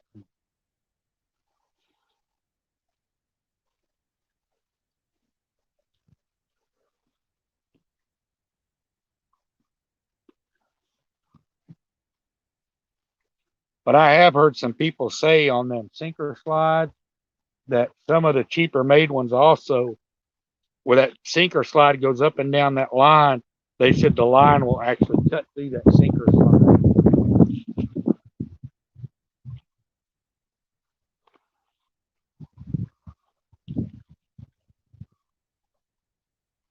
See, Randall, I'm with you there because, man, I was wanting to try out the Demon Dragon style floats with the rattles.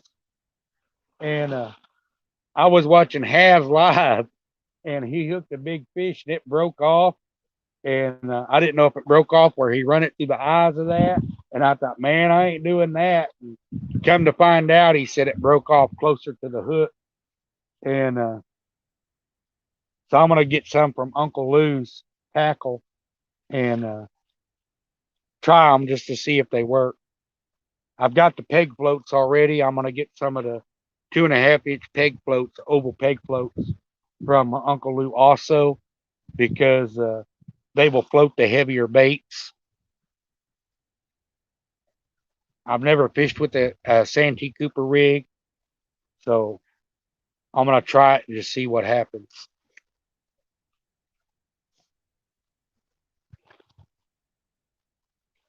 I see the advantages of it, and I know where it should work well. It would probably increase my odds and chances of catching fish a lot, especially in the creeks when they're flowing and you got all that trash moving on the bottom.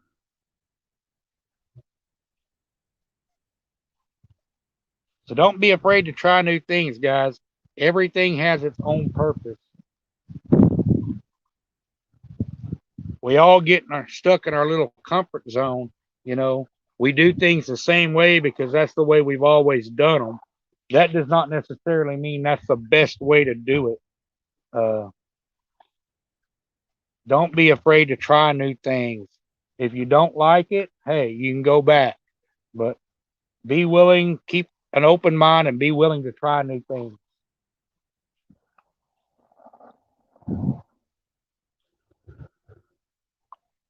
Hey, Fishing UK.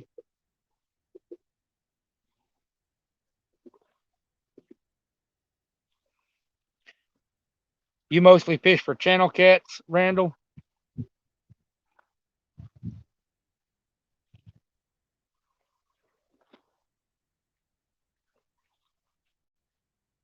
We target the whales, European catfish, all rigged made by me.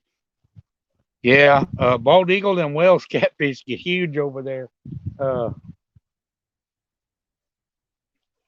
I would love to be able to come over sometime and fish for them.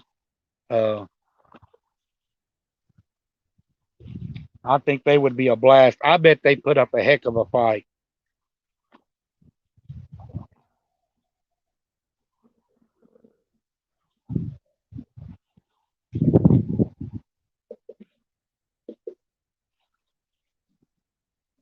I'm kind of lucky here, Randall, where I'm at. I've got channel cat, blue cat, flathead catfish, all in the same lake. The silver cats, I've got them in a lake not far from me over at Lawton. Uh,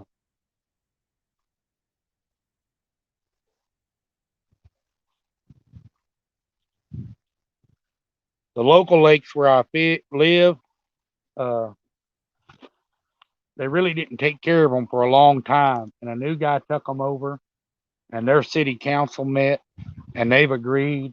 Uh, they put $100,000 in the budget to restock them 4 lakes over there, and they're going to put $25,000 worth of fish in each lake to get them restocked and get them kicked off.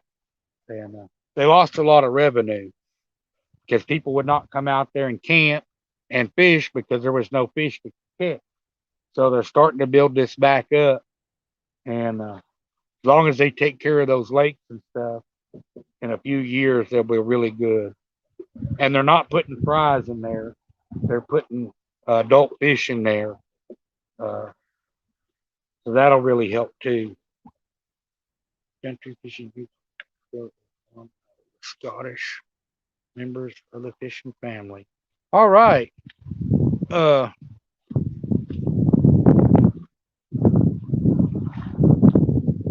can't really do it here on my phone, but I will definitely try and find him and pick him up when I get home. If not, maybe when I'm in one of the UK channels, I can get him to share his link and I'll pick him up. I definitely love subscribing to these different channels and watching different things. Uh, I think right now I'm probably somewhere close to probably 400 channels that I have.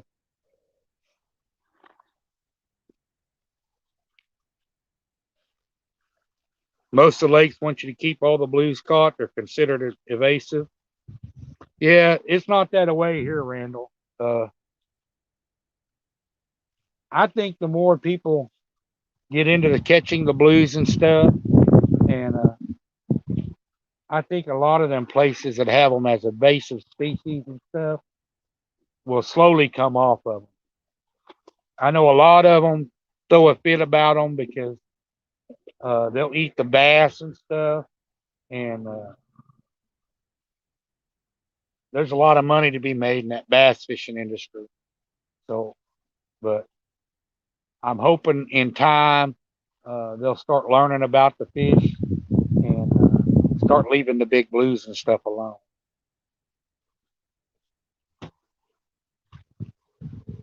Hey, Dan, awake and still tired as hell. Yeah, I love the blue catfish. Uh, they're big, they're hardy, they're aggressive, they're fighters. Uh, they're very nice. I prefer catching the blues and stuff over the channel cat because here the channel cat will come up there and he'll peck at that bait and peck at that bait and peck at that bait. And he may never ever commit and try and run with that bait. He will sit there and peck it till he pecks every bit of it off the hook. The blues are not like that. When they come up and they decide they're going to hit that bait, they'll smash it.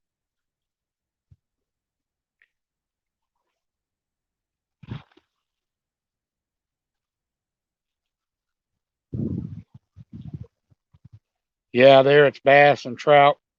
I hear you, Randall.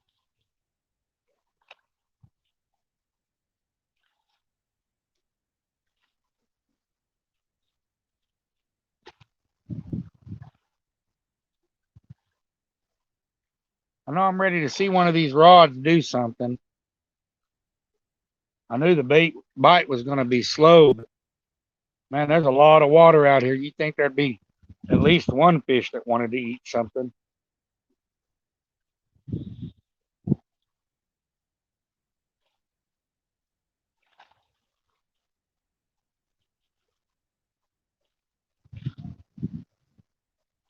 Well, I like fishing with my wife.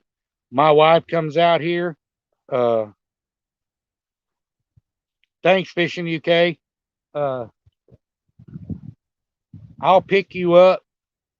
Uh, when I get home, I can look you up. If not, Fishing Frustrations or Bald Eagle will share it uh, when I'm over in Local Mark or one of the other UK channels, and I'll pick it up.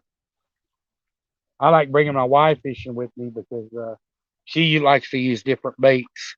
Uh, she would be out here with her red worms and stuff like that. And guys, there's been times when I couldn't buy a bite on live bait or cut bait that she has absolutely just killed them on night crawlers.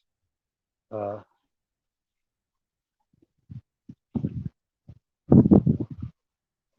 she had some at the house in the refrigerator. Uh, I should have brought some to try because I still got her rods in the car with me. I could chunk one out there. If I caught one on her rod live and she was watching when I got home, she'd probably beat me with that fishing rod. But sometimes you just got to be willing to sacrifice and take a chance.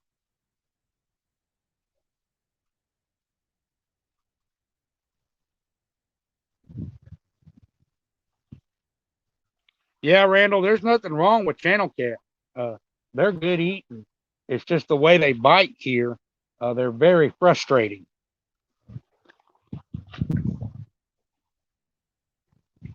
And sometimes you can catch them up here, uh, minnows.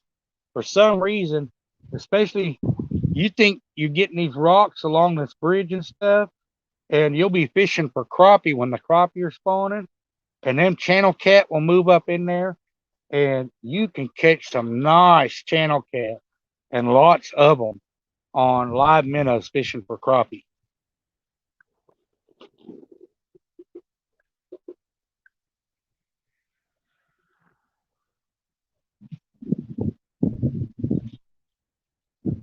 And then, yeah, I can almost bet if I caught one on her rod and she watched it on live when I got home, not only would I be in trouble for using her bait, but then I caught one on her rod. I think I think my wife's redheaded temper would go off, and she would probably beat me with that rod. Hey, P. Smitty. Dan, if you see these guys in here like Bald Eagle, Fishing Frustrations, uh, Fishing the UK and stuff, there's guys in here from the UK. You might want to go check them out. And I'm so happy that the UK and the US fishing families are coming together. And George Ray come over was the first one that I seen from the UK that come over, and he went and shared and started bringing guys over, and now we're able to go over there and check them out. And I think it's really great. I'm glad to be able to have all the interaction back and forth between us and the UK fishermen. It gives us a chance to learn new things and see how they do it, and also they get to see some of the stuff we do. You know, just like George Ray when he come into Chunky's first live that he seen, he had never seen all that bling and glow in the dark, and man, he just had a blast.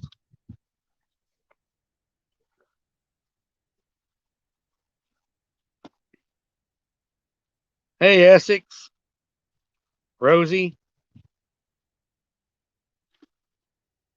P City, how come you're not out fishing today?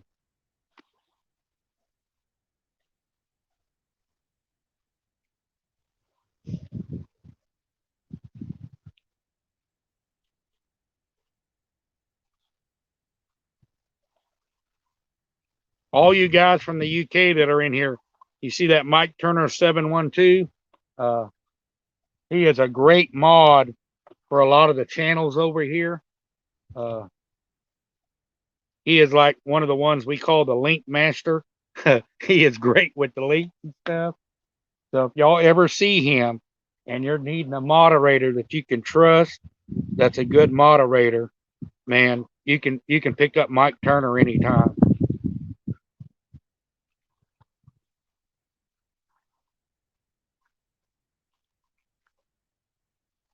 Had to clean the boat, change the oil, and rotate the tires on the truck. Yeah, it catches up with you eventually, doesn't it, P City?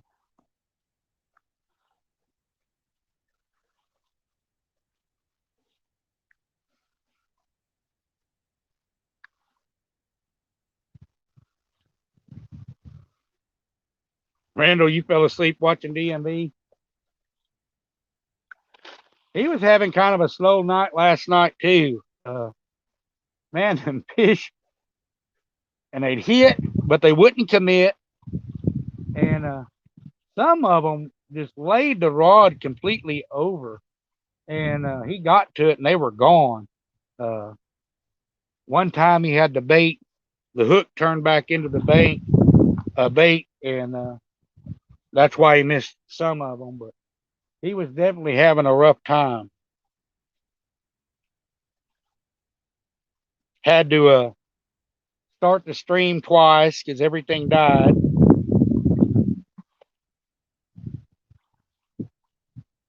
Hey, Rick.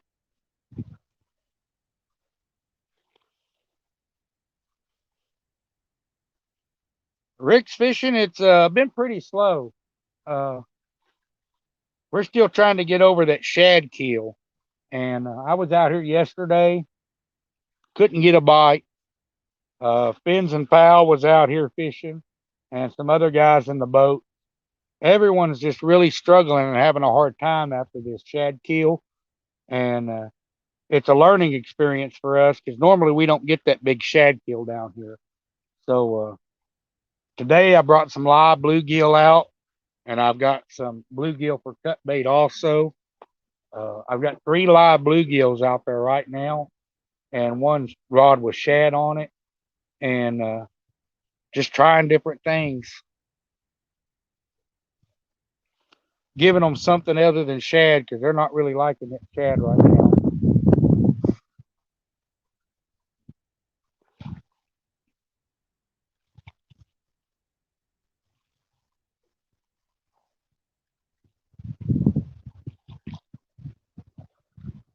I know a lot of guys in the boats yesterday that were fishing. They said you could still see a bunch of shad just laying on the bottom of the lake.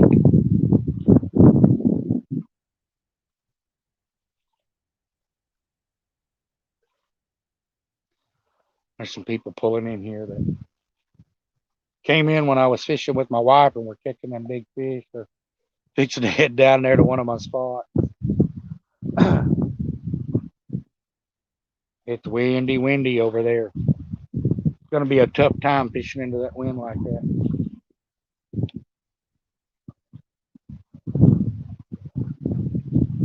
Good luck to them, though.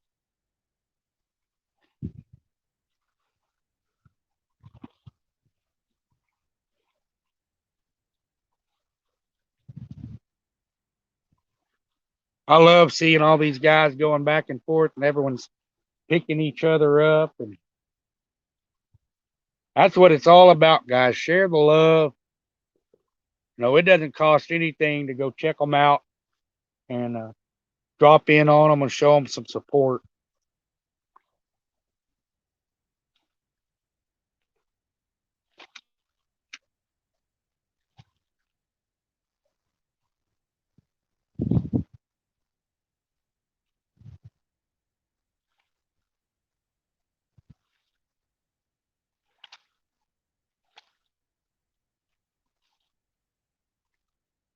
That guy was out here fishing when me and my wife were out here. Him and his wife were out here. They kept breaking off and losing fish. He was trying to use braid, and I told him you can't use braid in all these stumps and these rocks. And I had some line and stuff. I always keep extra fishing line with me, and tried to get him to spool up with some of this monofilament and stuff. They didn't stay long when they come out. I was catching several back to back 20 to 40 pounds, and they stayed probably about 30 minutes and left.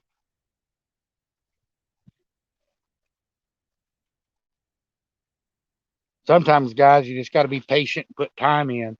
Uh, one of those baits that 40-pound fish hit, it had been sitting out there for probably 3 hours without a bite before that fish finally hit it.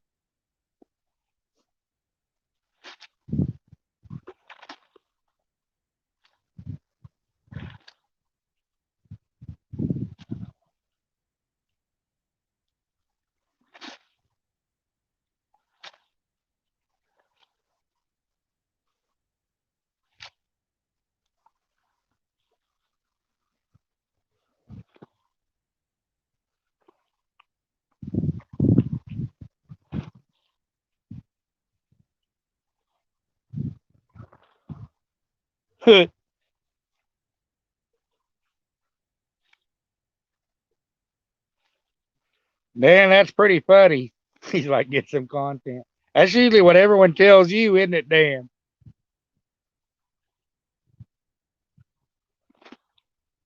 I noticed a fishing chick finally got her introduction video up.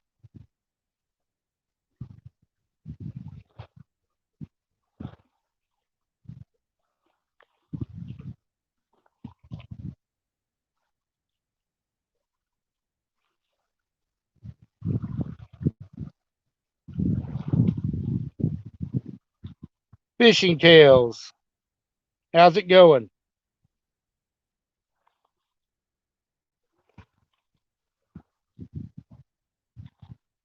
I didn't even see you sneak in here, Fishing Tales. Yeah. Mike Turner makes a great mod. He is an excellent moderator. He is so good with them links and stuff.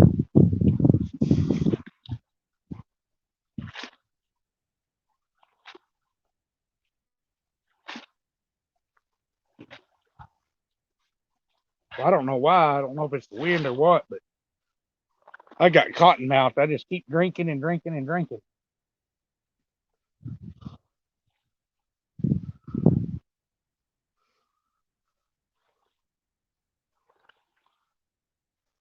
Yeah, Dan. Live streams is about all I do. I have not done any video editing or anything. Uh, Plus, I like to be able to talk and interact with people. Eventually, I know I'll have to start doing some videos and editing, but I really like doing the live streams. Plus, it puts everything in real time.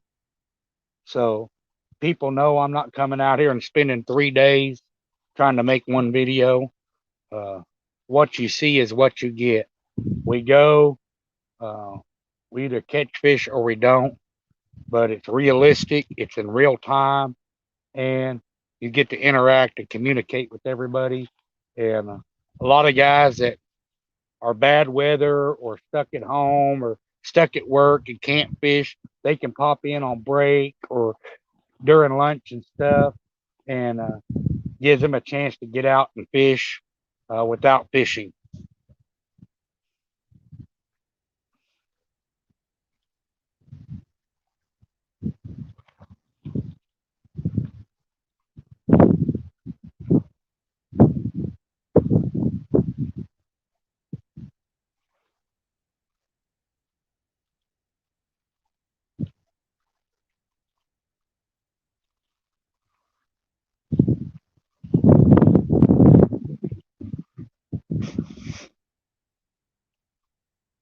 Awesome, Dan. You're at 99.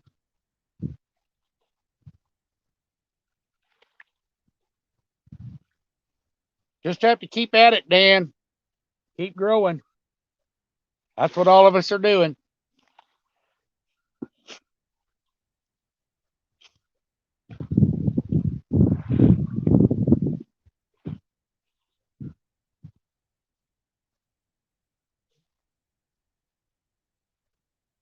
Yeah, my live talk shows that I'm fixing to start up on Wednesday night, I'll schedule them in advance and give people kind of notice. Uh, that way they're kind of prepared for it.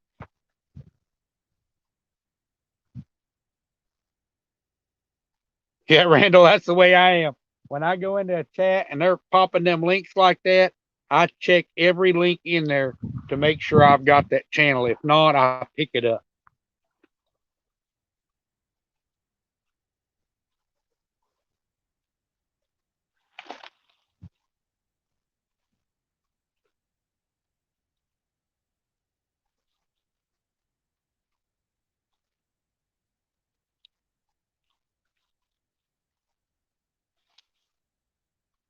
Man, this fishing has been rough.